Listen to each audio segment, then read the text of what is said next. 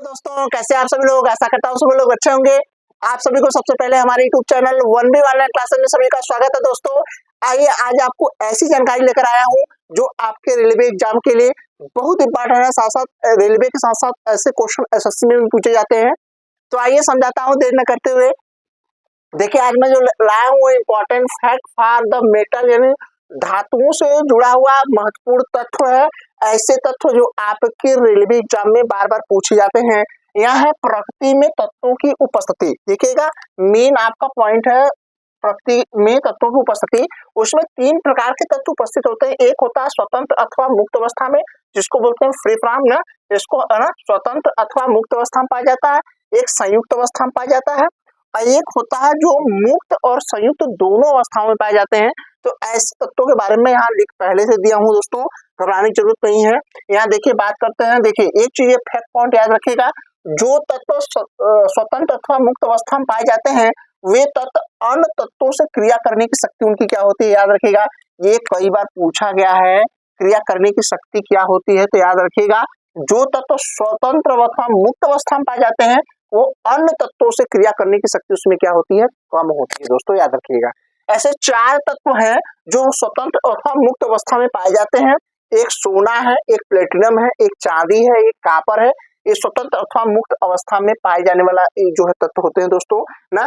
यहाँ लोहा भी होता है इसमें ना, कापर भी होता है, लेकिन मुख्य रूप से याद रखिएगा उसमें आयरन भी होता है, लेकिन मुख्य रूप से चार होते हैं। सोना, प्लेटिनम, चांदी, कापर, ये चार जो है स्वतंत्र अवस्था में पाए जाते हैं। सोना आपको पता होगा, इसका संकेत AU होता है। बात करते हैं प्लेटिनम का तो ये PT होता है। बात करते हैं चांदी का तो ये AG होता है।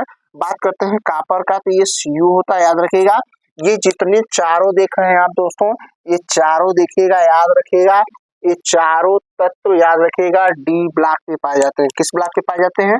ये सारे कहाँ पाए जाएंगे? ये सारे D ब्लॉक के तत्व हैं। याद रखिएगा दोस्तों, किस ब्लॉक के तत्व हैं? D ब्लॉक के तत्व हैं, इसमें याद रखेंगे।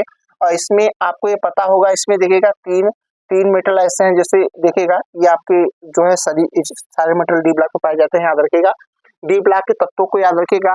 D ब्लॉक के तत्वों को हमने पहले बताया था। D ब्लॉक के तत्वों को याद रखिएगा संक्रमण तत्व कहते हैं। तत्व कहते हैं, संक्रमण तत्व है। याद रखिएगा, बहुत इंपॉर्टेंट फैक्ट पॉइंट है। D ब्लॉक के तत्वों को संक्रमण तत्व कहते हैं। D ब्लॉक के सभी तत्व धातु होते हैं। याद रखिए, D ब्लॉक के सभी तत्व क्या हैं? तत्व जो है दोस्तों, वो सभी तत्व क्या है? धातु है। क्या है?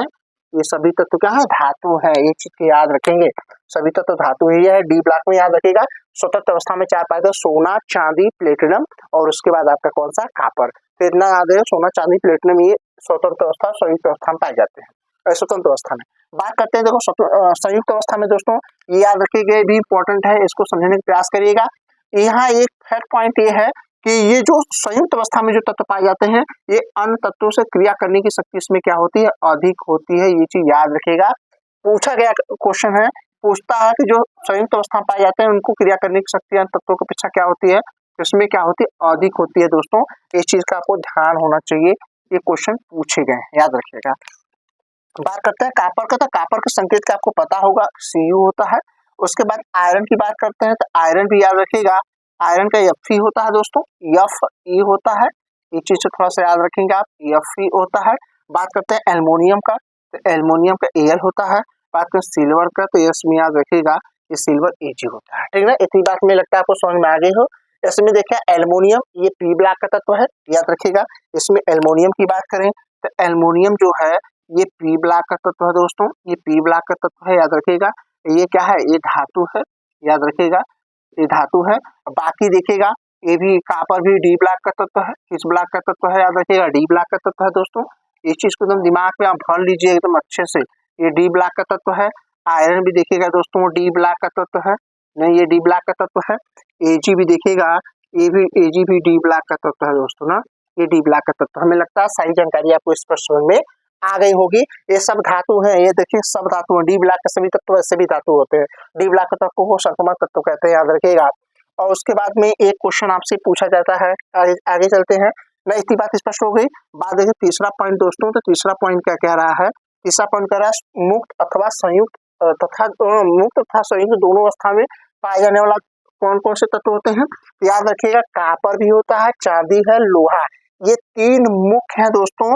कापर को आपको पता होगा, ये भी कापर Cu होता है, चांदी Ag होता है दोस्तों, उसके बाद लोहा जो होता है आयरन Fe होता है। याद रखिए, ये देखिए आप अच्छे तरीके से समझ लीजिए, ये सारे तत्व जो है, ये सारे तत्व के बारे में बात करें तो ये सारे देखिएगा, ये जो तीनों तत्व आप देख रहे हैं, इस तीनों तत्व डी ब्लॉक के तत्व हैं। याद रखिएगा, ये डी ब्लॉक के तत्व, याद रखिएगा, ये सभी यानी याद रखिए डी ब्लॉक के सभी तत्व क्या होते हैं, डी ब्लॉक के सभी तत्व क्या होते हैं दोस्तों, डी ब्लॉक के सभी तत्व जो है तत्व क्या है, धातु है। क्या होते हैं, धातु होते हैं। ठीक है, हमें लगता है सारी जानकारी आपको अच्छी लगी होगी।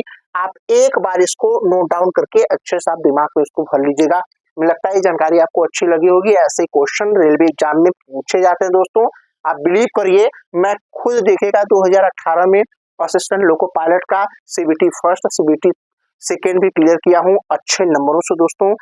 उसके बाद में देखिएगा जो CBT थर्ड जो मेरा साइको नहीं हो पाया किसी कारणवश, इसलिए मैं आपको सही स्ट्रेटेजी बताऊंगा कि आपको असिस्टेंट लोको पायलट टेक्नीशियन की तैयारी कैसे करनी है। आप परेशान होना नहीं, कोई हमारे साथ जुड़ करके अपनी तैयारी को बेटर बना सकते हैं। मिलता हूँ नेक्स्ट वीडियो में, तब तक मेरे चैनल को लाइक करना है, सब्सक्राइब करना है, उसके बाद में अपने फ्रेंडों के पास शेयर करना है। मिलता हूँ नेक्स्ट ऐसे वीडियो में नेक्स्ट जानकारी के साथ, तब तक थैंक यू सो मच दोस्तों।